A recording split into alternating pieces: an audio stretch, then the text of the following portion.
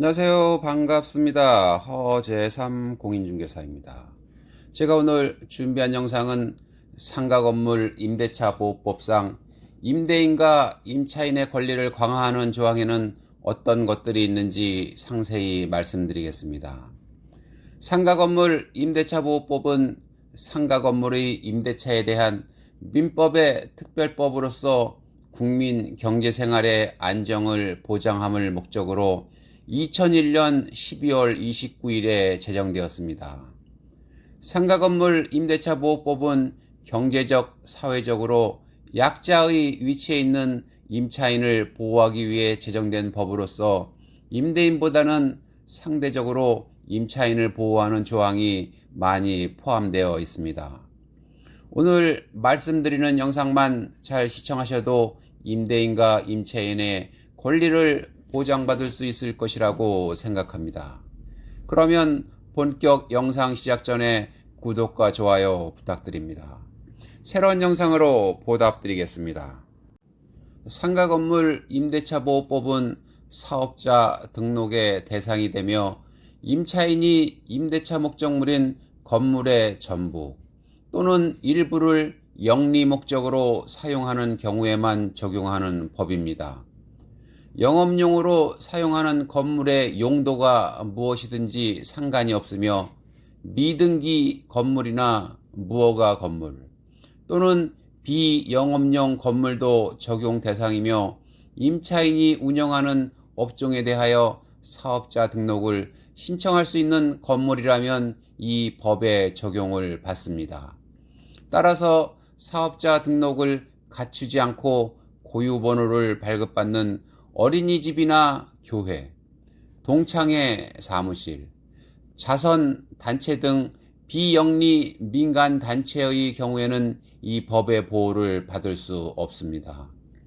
다만 여기서 주의하실 점은 환산보증금이 대통령령으로 정하는 지역별 보증금을 초과하는 경우에는 이 법의 일부 조항이 적용되지 않는다는 점입니다. 환산보증금이란 월세에 100을 곱한 후 보증금을 더한 금액입니다. 또한 이 법은 일시 사용을 위한 임대차임이 명백한 경우에는 적용하지 않습니다. 참고로 주택 임차인의 주거 안정을 위해 제정된 주택임대차보호법은 임대료의 규모와 상관없이 모든 주거용 건물에 적용합니다. 예를 들어 월세 10만원의 단칸방부터 전세 수십억 원의 고급 주택까지 모든 주택의 임차인은 주택임대차보호법의 보호를 받습니다. 기타 사항으로는 임대인이나 임차인이 동의하여 보증금의 전부 또는 일부를 월세로 전환하는 경우에는 그 전환되는 금액의 12% 또는 한국은행 기준금리의 4.5를 곱한 비율 중 낮은 비율을 곱한 월세를 상한액으로 하며 상가건물 임대차보호법에 규정된 위반된 약정으로 임차인에게 불리한 것은 효력이 없습니다. 그러면 오늘의 주제인 상가건물 임대차보호법상 임대인 보호를 위한 주요 내용은 무엇이 있는지 먼저 살펴보겠습니다. 1. 임대인은 임차인이 3개월분의 월세를 연체한 적이 있는 경우, 임차인이 임대인의 동의 없이 상가의 일부를 전대한 경우, 임대인이 계약 체결 시에 공사 시기 및 소요기간 등을 임차인에게 구체적으로 고지하고 그 계획에 따르는 경우 등에서는 임차인이 계약갱신 요구권을 행사했을 때 임차인의 요구를 거부할 수 있습니다. 2. 임차인이 신규 임차인을 주설할 때 임대인은 임차인이 신규 임차인에게 종전 임대차의 임대료와 무관하게 주변 시세에 맞춰 임대료를 청구할 수 있습니다. 또한 임차인이 권리금을 회수하려고 할 때 임대인은 임차물을 1년 6개월 이상 영리 목적으로 사용하지 않는 경우 등에 정당한 사유가 있으면 임차인의 권리금 회수에 협조할 필요가 없습니다. 3. 임대인은 임차인의 연체액이 3개월분에 달하는 때는 계약을 해지할 수 있습니다. 다음은 상가건물 임대차 보호법상 임차인 보호를 위한 주요 내용은 무엇이 있는지 살펴보겠습니다. 1. 임대인은 임차인이 임대차 기간이 만료되기 6개월 전부터 1개월 전까지 사이에 계약갱신을 요구할 경우 정당한 사유 없이 거절하지 못합니다.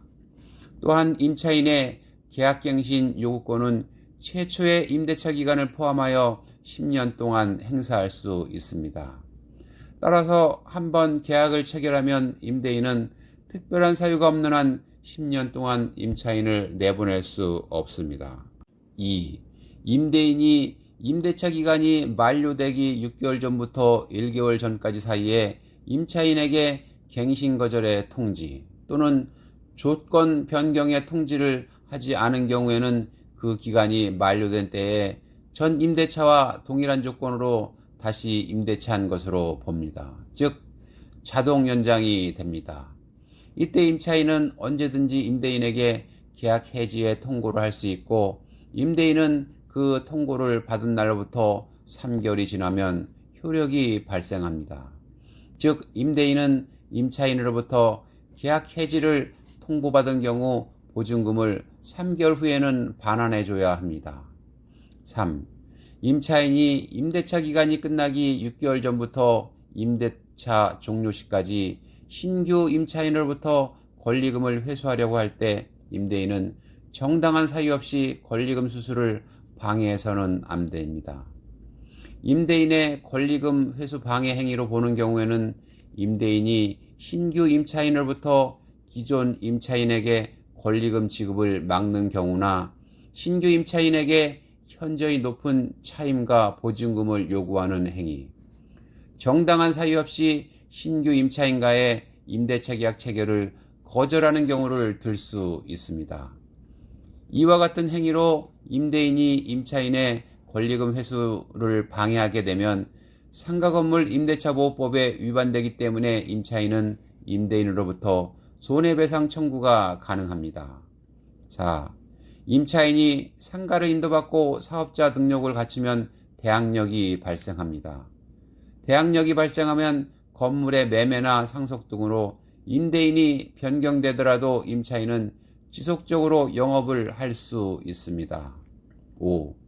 건물의 임도 및 사업자 등록을 갖춰서 대항력권이 발생한 상태에서 확정일자를 받으면 임차인은 건물에 대한 경매가 진행되더라도 후순위 권리자나 그 밖의 채권자보다 우선하여 보증금을 변제받을 권리가 있습니다. 6.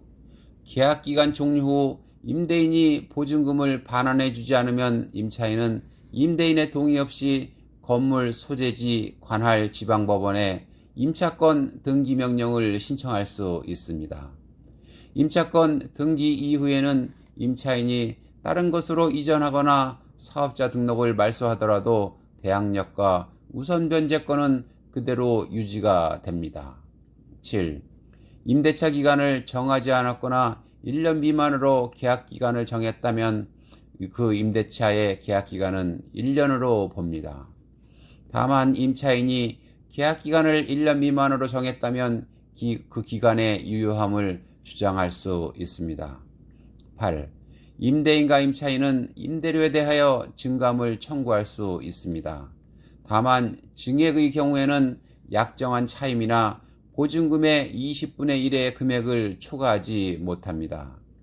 다만 특별시, 광역시, 특별자치시, 도 및 특별자치도는 관할 구역 내의 지역별 임대차 시장 여건 등을 고려하여 본문의 범위에서 증액 청구의 상한을 조례로 달리 정할 수 있습니다.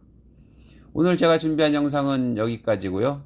저는 다음 시간에 새로운 영상을 가지고 다시 찾아뵙겠습니다. 감사합니다.